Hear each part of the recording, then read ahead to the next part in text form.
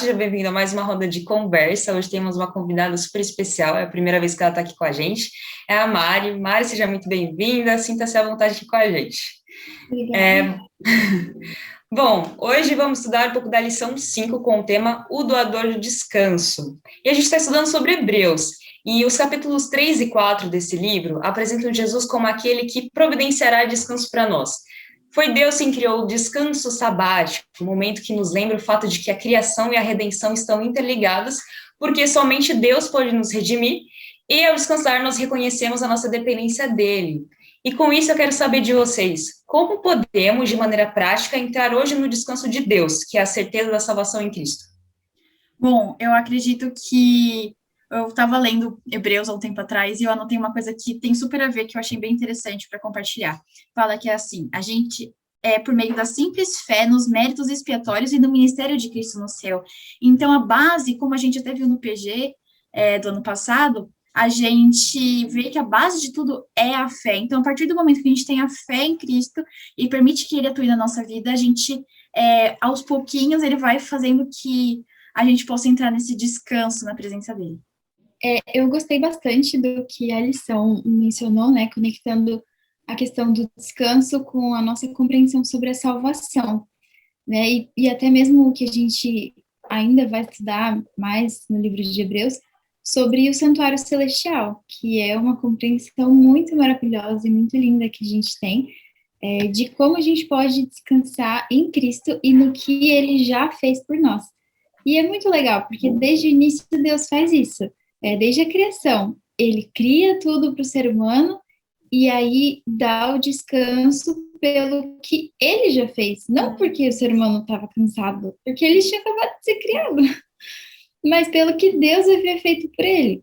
E da mesma forma, a gente encontra descanso na salvação, que agora Cristo oferece para a gente, quando a gente entende o que já foi feito, né? Como a lição anterior falou um pouquinho também sobre o sacrifício expiatório de Cristo, como ele foi aceito, e como agora a gente tem acesso totalmente a essa salvação. Então, entrar no descanso de Cristo também tem muito a ver com isso, com o que ele já fez por nós, e agora a gente se apropria de ser considerado justo pelo que ele fez, e também de descansar e repousar e ter paz pelo que já foi feito pela gente. Maravilhoso. Quando eu li Hebreus 3, né, que é o texto, tema da lição, dessa lição, eu achei incrível, porque ele fala muito das escolhas, usa um contexto do povo de Israel que estava no deserto, e eu até lembrei de um papo que eu estava tendo, aliás, estávamos tendo nosso PG de sexta-feira, sobre a questão de Israel, que Israel estava sempre dependente do cuidado de Deus, né? Eles estavam lá no deserto, o que eles comiam dependia de Deus, o que eles bebiam dependia de Deus. O cuidado em relação ao sol, ao ambiente, sabe? Tudo dependia de Deus. E eu consigo pensar que são duas situações possíveis, sabe? Quando nós aceitamos esse amor de Deus e nos abrimos, aceitamos, né, que Deus haja na nossa vida, a gente pode olhar isso com um olhar de tranquilidade, pensando que assim, eu estou tranquilo porque Deus vai cuidar de mim todos os dias. E foi o que Deus fez. Ou, se eu me recuso, eu posso entrar que eu diria que foi a opção de muitas pessoas naquela época, né? Me recusar a ver que Deus está fazendo isso é ficar numa paranoia do tipo, é, o que, como que eu vou sobreviver ao dia de amanhã, sabe? E Deus proveu hoje, Deus proveu ontem, e Deus proveu desde sempre, como a Mariana falou, entende? Então, se eu paro um pouco, dou uma respirada funda e olho para Deus, né? E vejo o que Ele fez pela minha vida, eu acho que esse é o descanso. A gente pensa no descanso como só, sei lá, não a gente pensa, né? Mas às vezes vem na cabeça assim, a princípio, deitar, dormir. Mas eu vejo esse descanso como algo mais relacionado à paz, sabe? É você se sentir em paz, você se sentir descansado. Eu acho que o sábado, inclusive, faz muito disso, né? Exatamente lembrar quem é o Deus que criou todas as coisas, quem é o Deus que está no comando de todas as coisas, sabe? Então, eu fiquei muito forte quando eu vi essa experiência, né? O comentário de Hebreus. Eu lembrei desse relacionamento com Deus e foi isso que ficou, assim, forte, né, na minha visão. Muito bom, gente. E pensando nisso... pode falar. Eu acho bem legal também, gostei bastante da gente ter voltado para a parte do povo de Israel, que a gente percebe bastante uma função bem didática do descanso para aquele povo, né? Primeiro porque, fisicamente, Eles estavam acostumados a servir a outras pessoas que exigiam que eles sempre dessem tudo de si e não recebiam nada de volta, né? E agora eles têm que voltar para o paradigma de que é Deus que oferece, é Deus que oferece o alimento, é Deus que oferece o descanso, é Deus que oferece tudo. E a gente tem a noção do tempo já, né? Porque agora eles vão retomar algumas das práticas, principalmente com relação ao sábado. E a gente também tem uma questão contextual, né? De como Deus carrega o povo pelo deserto e usa o deserto como um instrumento de aprendizado para que eles se coloquem nessa situação de dependência total, de necessidade de dependência, porque até mesmo, né, se a gente for pensar de novo lá no início, quando o ser humano é tirado daquele jardim perfeito, maravilhoso, e agora vai, né, para o deserto também, vai para o resto do mundo, agora tem muito mais dificuldade, agora tem uma necessidade muito maior de reconhecer que tudo depende de Deus. E quando o povo de Israel sai ali do Egito, que era um lugar fértil, era um lugar que eles eram escravos, mas que eles tinham de tudo, todo tipo de alimento, de estrutura, né, talvez de conforto que eles estavam acostumados, mas agora eles também são retirados desse contexto, dessa realidade, e são confrontados mais ainda com a necessidade que eles têm de Deus. E Deus, ele justamente está carregando o povo para o que vai ser o descanso de verdade deles. E ele sempre deixa essa promessa. Não, vocês vão passar por esse momento aqui, mas o descanso de verdade está vindo. E a gente sempre tem esse contraponto. Então, o povo sai do Egito, vão passar pelo deserto, mas eles estão indo em direção a Canaã. Quando Adão e Eva saem do Jardim do Éden, eles estão passando por um período, mas existe a promessa de que um dia eles vão ter um descanso, um dia a humanidade vai ser redimida e vai alcançar o descanso total. Então, eu acredito que a gente, meditando sobre isso, pensando, tentando entender realmente o contexto geral da história do texto bíblico, e aplicando ele para a nossa realidade hoje, a gente consegue, de muitas formas, entender o que é esse tal desse descanso que Deus quer dar para a gente, que tem tanto a ver com salvação, com libertação, com paz e com resgate de quem a gente realmente era para ser, de como a gente realmente devia viver. Verdade. Muito bom. Arrasou. Exatamente. Bom, e pensando nessa nossa dependência de Deus, que vocês comentaram agora, quais decisões espirituais nós devemos tomar hoje? Ou seja, não podemos deixar para outra hora. Eu acho que, em primeiro lugar, né, a gente se entregar para Deus hoje. Eu, Elisa, vou me entregar para Deus no dia de hoje, e a partir dessa entrega, vai haver uma mudança na minha forma de pensar e nas coisas que eu vou estar fazendo. Porque não adianta eu me entregar e falar, então, me entreguei, mas só metade de mim faz isso, metade não faz, né? Então, eu acredito que a decisão que eu vou tomar hoje então, primeiro, se entregar, mas também tem a questão, o que eu vou assistir, o que eu vou comer, o que eu vou fazer, o que eu faço, é condizente a quem eu me entreguei ou não é?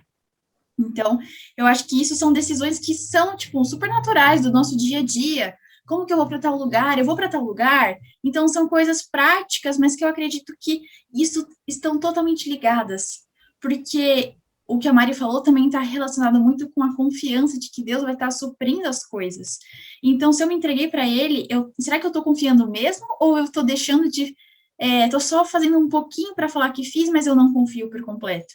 E isso a gente consegue resolver por meio do nosso relacionamento com Deus, conhecendo o caráter dele, e cada vez mais a gente vai entendendo e conhecendo quem ele é e confiando mais ainda nele. Então, eu acredito que a entrega pessoal e a nossa escolha a cada segundo da nossa vida é muito importante. Eu concordo totalmente. Eu acho que tem muito a ver com uma disposição de viver um estilo de vida voltado para Deus.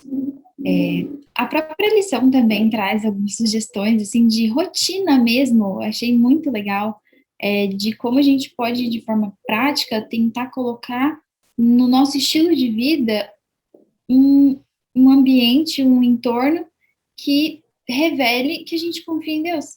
Ou seja, a gente não precisa se matar de trabalhar, a gente consegue ter um ritmo legal, a gente pode cuidar do nosso corpo, a gente pode dedicar tempo para nossa família, a gente pode passar tempo com Deus, porque isso tem a ver com quem a gente é e com como nós entendemos que Deus realmente nos criou para ser e como a gente pode descansar nele. Mas eu vejo também que muitas vezes a gente tem dificuldade de fazer a parte prática da coisa, né? Então, eu gosto bastante de escrever, por exemplo. Muito, é algo que é muito espontâneo para mim, muito natural. Mas eu gosto muito de recomendar para as pessoas. E eu acho que faz muito sentido, considerando que a espiritualidade é algo tão pessoal, quando a gente gasta tempo realmente com Deus, quando a gente está conversando ali, batendo os papos, lendo a Bíblia, eu acho que faz sentido a gente criar registros disso, porque a gente faz isso com as amizades, a gente escreve carta, recado, manda um áudio, né, para os nossos amigos, e eu acho que faz muito sentido a gente fazer isso com Deus também, porque a gente consegue começar a deixar de forma mais concreta nosso relacionamento com Ele e entender de forma bem prática o que isso vai significar. Então, agora, na minha vida, como que eu estou mostrando que eu estou descansando em Deus? O que eu entendi realmente, que eu entendi que agora eu sou salva, eu entendi que eu sou amada, eu entendi que Ele está providenciando tudo na minha vida, eu entendi que eu posso confiar nele. Beleza, mas o que isso significa? Isso significa, talvez, que eu não precise, quando acontece alguma coisa que não está no meu controle, ficar muito preocupada, muito ansiosa, ficar nervosa. Isso significa que eu posso ter uma outra estratégia. Eu posso fazer o quê? Não, nesse momento, então, eu vou orar. Eu vou ter alguns versos bíblicos que vão ser a minha base ali, que vão ser onde eu vou me apoiar, onde eu vou me apegar. Eu vou ter pessoas na minha vida com quem eu vou poder compartilhar essa jornada espiritual. Eu acho que isso é muito importante. Gente com quem você pode conversar, gente que vai orar por você, gente que você pode se abrir, se encorajar. A própria lição também fala sobre isso. Como a gente pode se apoiar na fé que a gente tem, porque o nosso coração, ele oscila, né? Nossa cabeça, nossos sentimentos, eles são humanos. E a gente precisa muito uns dos outros, né? Então, eu acredito que, começando por um compromisso pessoal muito forte e um relacionamento com Deus que busque se concretizar, né? Porque a gente é muito concreto. Então, um lugar diferente que você vai se preparar para estar com Deus, um momento diferente. Não, vai ser todo dia, sei lá, depois do almoço. Eu vou passar esse momento com Deus, eu vou contar para Ele tudo que está no meu coração e o que eu acho que eu preciso revisar na minha vida. E com relação a outras pessoas também, eu acho que a comunidade de fé, ela é muito importante, ajuda muito a gente realmente a sempre estar se reprogramando e se reconectando com aquilo que a gente acredita e quem a gente quer. Eu vou pegar umas palavras que a Mari usou, que foi a comunidade se conectar, né, através dessa comunidade, porque eu acho que isso também nos ajuda a aprofundar o nosso relacionamento com Deus. Porque eu diria que é mais ou menos um relacionamento, e é parecido com a vida real. Olha, eu só vivi essa época do mundo, né, naquilo que nós estamos vivendo, eu nunca vivi em outras épocas, não sei como era antes, e não sei como vai ser depois, mas às vezes eu tenho uma sensação, o Mateus, de que eu crio muitas expectativas em relação ao futuro. Eu sinto que isso também se relaciona muito com o relacionamento com Deus. Tipo, antes de eu me relacionar com Deus, eu acabo tendo uma expectativa, esperando algo que não é condizente com a realidade. E eu percebo que isso dificulta muito. É tipo, é uma barreira que fica entre mim e Deus, sabe?